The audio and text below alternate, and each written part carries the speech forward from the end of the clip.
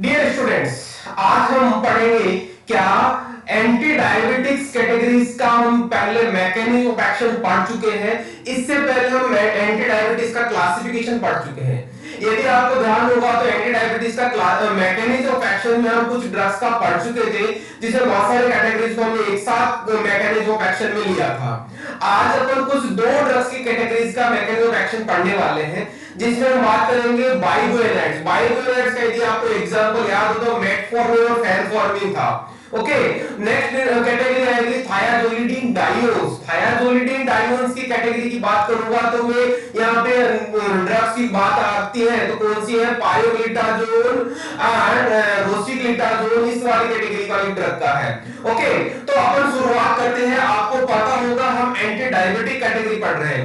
Anti diabetic का मतलब यहाँ पे यूं ध्यान देना कि hypoglycaemic agents category means hypoglycaemic का मतलब जो ब्लड में ग्लूकोज लेवल कम करना है, हमें ब्लड में ग्लूकोज लेवल कम करना है तो वो किस किस तरीके से कर सकते हैं। तो आज अपन बात करेंगे फेनफॉर्मिन, मेटफॉर्मिन, जिसका अपन प्रोटोटाइप ड्रग के तौर पे हम ले रहे हैं मेटफॉर्मिन। ओके, तो देखिएगा हमारा जो टाइटल कहेंगे एंटी डायबिटिक्स कैटेगरी का मैकेनिज्म ऑफ एक्शन है। आपको पहले से मैंने एक वीडियो बता चुका हूं। अब आज अपन दूसरी क्लास बात कर रहे हैं। ओके, तो हम यहाँ पे बाइगोएनाइड्स है, बाइगोएनाइड्स का मैकेनिज्म एक्शन पढ़ रहे हैं पहले। तो आप देखना बाइगोएनाइड्स बेसिकली एग्जांपल यदि आपको पता है तो मेटफॉर्मिन होता है। मेटफॉर्मिन को हम ओरली यदि लेते हैं तो ओरली वो ब्लड में पहुंचा, ब्लड से वो कहां पहुंचा, हिपेटिक अपटेक। हिपेटिक अपटेक का मतलब वो लीवर की बात हो रही है, इसका मतलब वो लीवर में पहुंच गई। कहां, मेटफॉर्मिन लीवर में पहुंच गई। लीवर में जाके क्या करता है, ग्लूकोनियोजेनेसिस को कम करता है। कीप इन माइंड, नीचे एरो का मतलब यहाँ पे ये है डाउन करता है। ग्लूकोनियोजेनेसिस क्या होता है, ग्लूको का मतलब कार्बोहाइड्रेट है, ग्लूकोज, नियो का मतलब न्यू, जेनेसिस का मतलब फॉर्मेशन। ओके, मतलब नया कार्बोहाइड्रेट का फॉर्मेशन ये रोकता है। नया कार्बोहाइड्रेट का फॉर्मेशन का मतलब ये होता है कि नॉन कार्बोहाइड्रेट से कार्बोहाइड्रेट का बनना। ओके, तो याद ध्यान देना कि लीवर क्या करता है, लीवर ग्लूकोनियोजेनेसिस का में पार्टिसिपेट करता है। ग्लूकोनियोजेनेसिस में पार्टिसिपेट करेगा तो क्या होगा, ग्लूकोज का प्रोडक्शन बढ़ेगा। ग्लूकोज का प्रोडक्शन बढ़ेगा तो क्या होगा, वो ब्लड में ग्लूकोज का लेवल इंक्रीज कर देगा। ब्लड में ग्लूकोज लेवल इंक्रीज कर देगा तो हाइपरग्लाइसेमिया हो जाएगा।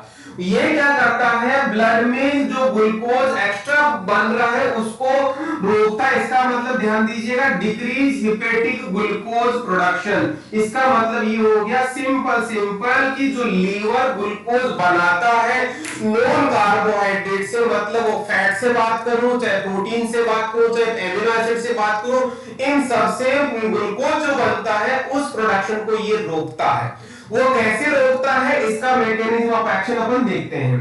ध्यान दीजिएगा, यदि मैं मेटफॉर्मिन यहां बात कर रहा हूं, ये कौन सी आ गई, मेटफॉर्मिन, ये ग्लूकोनियोजेनेसिस कैसे रोकता है अपन उसकी बात कर रहे हैं। ये वाली जो लेयर है, ये वाली लेयर किसकी लेयर है, हिपेटोसाइट की मेम्ब्रेन है। हिपेटोसाइट हम किसको बोलते हैं, लीवर की सेल्स को हम हिपेटोसाइट्स बोलते हैं। उसके थ्रू ये क्या करता है, ये गोला गोला ये मेटफॉर्मिन नीचे आ गया, अंदर एंटर कर गया, और ये शायद आपको दिख रहा होगा, इसको हम क्या बोलते हैं, माइटोकॉन्ड्रिया। ओके, माइटोकॉन्ड्रिया है। माइटोकॉन्ड्रिया में ये एक्शन देता है, माइटोकॉन्ड्रिया पे जाके अटैच होता है और अंदर जाता है। और ईटीएस क्या बोला मैंने यहाँ पे, ईटीएस क्या होता है, electron transport system. Electron transport system में ये इसको क्या करता है, इनहिबिट करता है। इलेक्ट्रॉन ट्रांसपोर्ट सिस्टम को इनहिबिट करता है, जिसकी वजह से क्या होता है, आपको पता होगा इलेक्ट्रॉन ट्रांसपोर्ट सिस्टम में क्या होता है, एटीपी का फॉर्मेशन होता है। क्या होता है, एटीपी का फॉर्मेशन होता है। जैसे ही इसको इनहिबिट कर देगा, इलेक्ट्रॉन ट्रांसपोर्ट सिस्टम को इनहिबिट करेगा तो क्या होगा, एटीपी का फॉर्मेशन नहीं होगा। उसकी वजह से क्या होगा, एएमपी का लेवल इंक्रीज हो जाएगा। कहां पे, एएमपी का लेवल इंक्रीज कहां होगा, ये साइटोसोल में होगा। जैसे ही साइटोसोल, कौन सी साइटोसोल में, कौन सा, किसकी साइटोसोल में, लीवर की सेल्स की बात कर रहे हैं। इंक्रीज होगा साइक्लिक एएमपी का, और वो साइक्लिक एएमपी क्या करता है, एएमपीके को ट्रिगर करता है, एएमपीके को ट्रिगर करता है। एएमपीके क्या होता है, AMP activated protein kinase, AMP activated protein kinase होता है, इसको हम बोलते हैं एएमपीके, एएमपीके इसको एक्टिवेटेड करता है। यहां से दो फ्लो चार्ट निकलते हैं, ये यहां पे देखिएगा, एक तो इसको डिक्रीज करता है, किसको, एमजीपीडी। एमजीपीडी क्या होता है, mitochondrial glycerophosphate dehydrogenase. Again I am repeating, mitochondrial glycerophosphate dehydrogenase इसको इनहिबिट करता है, जिसकी वजह से क्या होता है, एनएडीएच का फॉर्मेशन इंक्रीज हो जाता है। जैसे एनएडीएच का फॉर्मेशन इंक्रीज होगा तो ये पायरुविक एसिड से लैक्टिक एसिड में कन्वर्जन कर स्टार्ट कर देता है, जिसकी वजह से क्या होगा, जैसे ये होगा तो पायरुविक एसिड का फॉर्मेशन या पायरुविक एसिड जो स्टोरेज था उसका लेवल डिक्रीज हो गया। जो पायरुविक एसिड का लेवल डिक्रीज हो गया तो क्या होगा, हेपेटिक ग्लूकोज प्रोडक्शन का ग्लूकोज प्रोडक्शन डिक्रीज हो जाएगा। इसकी वजह से मतलब pyruvic acid is the one of the key component for the production of glucose। यदि हम pyruvic acid का लेवल डिक्रीज कर देंगे तो ग्लूकोज का लेवल कम हो जाएगा बनना। ओके, अब दूसरा पार्ट में देखते हैं। जैसे ये होता है एएमपी के होता है, एएमपी के फॉस्फोराइलेशन होता है ऑफ इसका बीपी एंड सीआरटी2। ये दोनों क्या है फ्रेंड्स, देखिएगा ट्रांसक्रिप्शन फैक्टर कहलाते हैं। ये ट्रांसक्रिप्शन का मतलब क्या होता है, शायद आपको पता होगा, एमआरएनए का फॉर्मेशन किससे, डीएनए से। डीएनए से एमआरएनए जो बनता है उसको हम ट्रांसक्रिप्शन बोलते हैं। जो ये प्रोटीन्स होती है बेसिकली जो एज ए ट्रांसक्रिप्शन फैक्टर की तरह काम करती है, उससे क्या होगा, मतलब इनका फॉस्फोराइलेशन हो गया, जिसकी वजह से क्या होगा, डिक्रीज ग्लूकोजेनिक जीन एक्सप्रेशन। इसका जैसे ही इनका फॉस्फोराइलेशन होगा तो क्या होगा, जो जीन रेस्पॉन्सिबल है ग्लूकोज नियोजेनेसिस के लिए उनका डाउन हो जाएगा। डाउन होते क्या होगा, ग्लूकोज का प्रोडक्शन कम हो जाएगा बाय न्यूरोहेपेटिक सिस्टम। इसका मतलब नॉन कार्बोहाइड्रेट से कार्बोहाइड्रेट बनना बंद हो गया।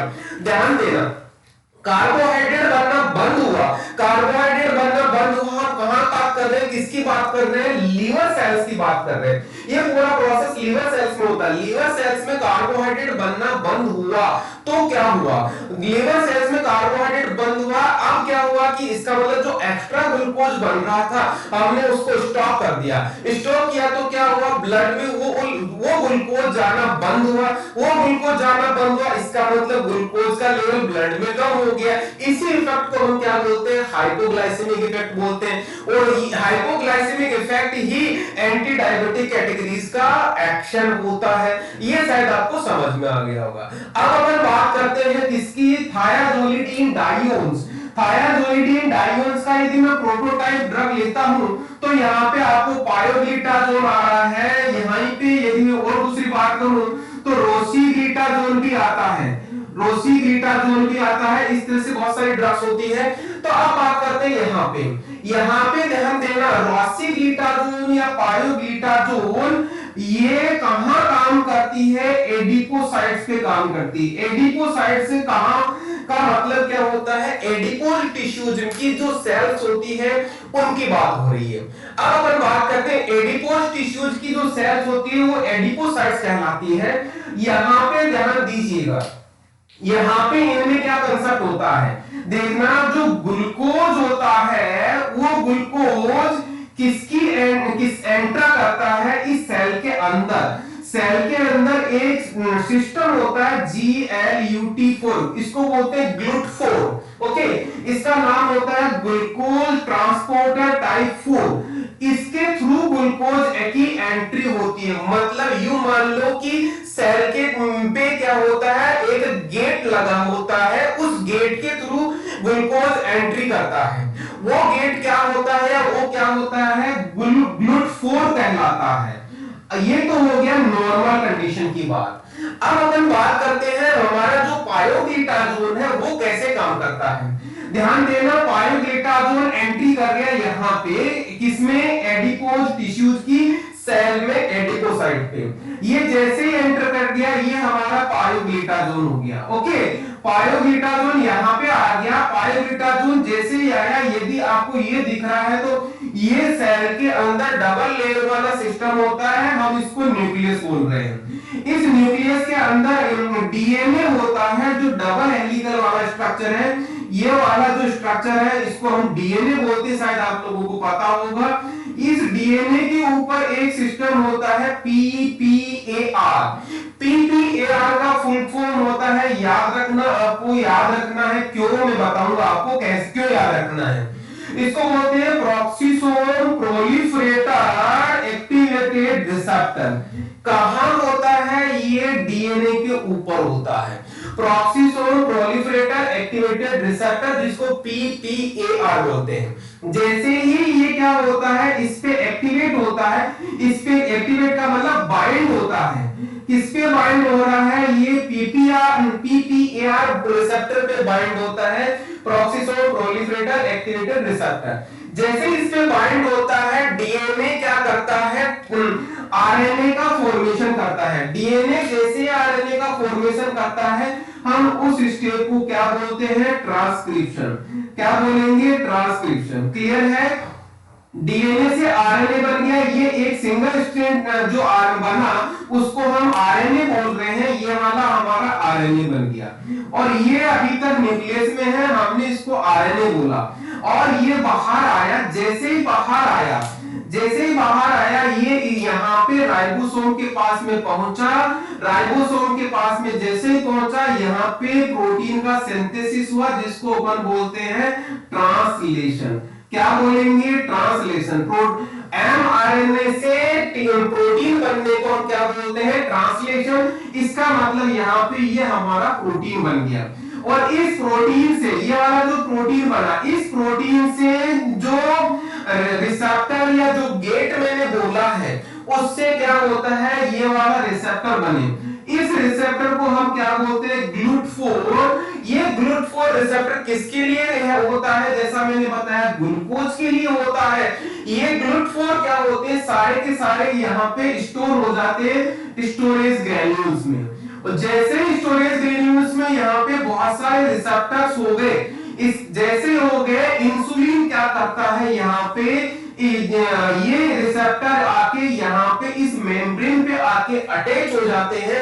मेम्ब्रेन पे जाके जैसे ही अटैच होंगे तो क्या होगा, इससे ग्लूकोज की एंट्री अंदर की तरफ हो जाएगी। ये ग्लूकोज इधर से यहाँ ग्लूकोज आ गया। मतलब क्या हुआ कि जो हमने थायाजोलिडीन डाइओन्स, जो बायोग्लिटाजोल था, उसने क्या किया, ग्लूकोज के लिए ट्रांसपोर्ट सिस्टम बना दिया।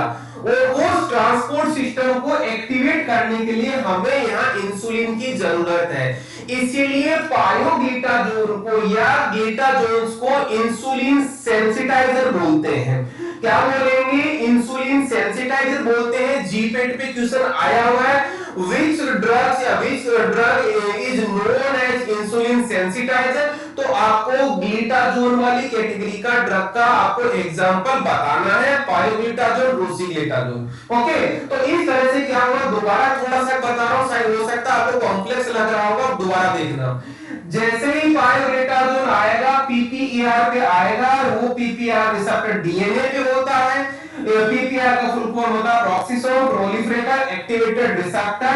इसमें भी याद रखना, यहाँ पे गामा जो होता है उस पे सब इसका अल्फा बीटा गामा टाइप के अलग-अलग टाइप के रिसेप्टर्स होते हैं। जो गामा वाला पार्ट होता है उस पे प्रेफरेबली ज्यादा काम करता है, तो पीपीआर गामा होता है, उसको काम करता है। जैसे होगा, इसने एमआरएनए बनाया ट्रांसक्रिप्शन से, एमआरएनए से प्रोटीन बना, जो ट्रांसलेशन प्रोसेस होता है। ये प्रोटीन क्या करता है, GLUT4 क्या बनाता है, रिसेप्टर बनाता है। GLUT4 रिसेप्टर आगे यहां लग जाता है, इस पार्ट को इंसुलिन मोटिवेट करता है, स्टिमुलेट करता है। और वो जैसे ही GLUT4 यहां लग गया, ये वाला पार्ट क्या हो गया हमारा, ये जो रिसेप्टर है ये हो गया GLUT4। ओके, GLUT4 हो गया। GLUT4 का काम क्या है मैंने पहले ही बता चुका, ये वाला GLUT4 का काम है मींस ग्लूकोज की एंट्री अंदर करवा रहा है। ध्यान देना, जैसे ही ग्लूकोज की एंट्री अंदर होगी, कहां से, ब्लड सिस्टम से सेल के अंदर ग्लूकोज की एंट्री हो गई, इसका मतलब ब्लड में ग्लूकोज का लेवल कम हो गया। ब्लड में ग्लूकोज का लेवल कम हो गया, उस कंडीशन को हम क्या बोलते हैं, हाइपोग्लाइसीमिया बोलते हैं। हाइपोग्लाइसीमिया ही हमारा टारगेट है कौन सी ड्रग्स का, एंटी डायबिटिक ड्रग्स का। तो हाइपोग्लाइसीमिक इफेक्ट कैसे आया, bye formation of GLUT4 which is responsible for glucose transport। और सिमिलरली यहाँ पे बाइग्रेनाइड या मेटफॉर्मिन की बात करूं तो यहाँ पे इसका मैकेनिज्म एक्शन क्या है, by decrease glucose hepatic glucose production. जो हेपेटिक ग्लूकोज प्रोडक्शन होता है उसको डिक्रीज करना बाइग्रेनाइड्स का मैकेनिज्म एक्शन है। This is all about mechanism action of biguanide as well as thiazolidinediones. Okay, अब मैं बात करता हूं यदि एग्जाम में क्वेश्चन आता है तो आपको आंसर कैसे करना है।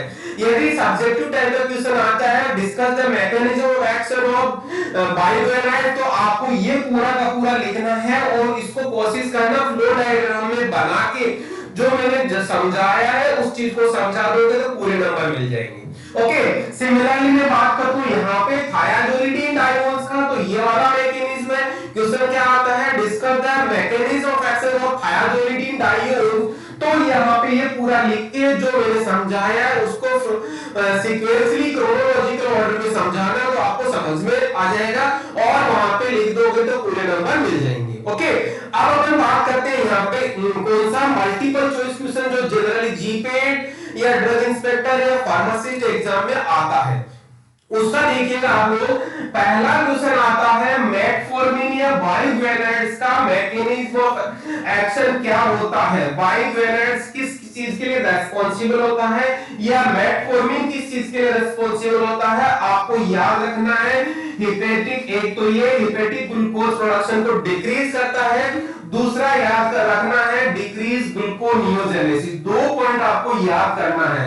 एग्जामिनर आपको दोनों तरीके से किसी भी तरीके से घुमा के पूछ सकता है, हमें दोनों चीज याद रखनी है। ओके, फिर अपन बात करते हैं थायाजोलिडीन डाइयून्स या पायोग्लिटाजोन्स।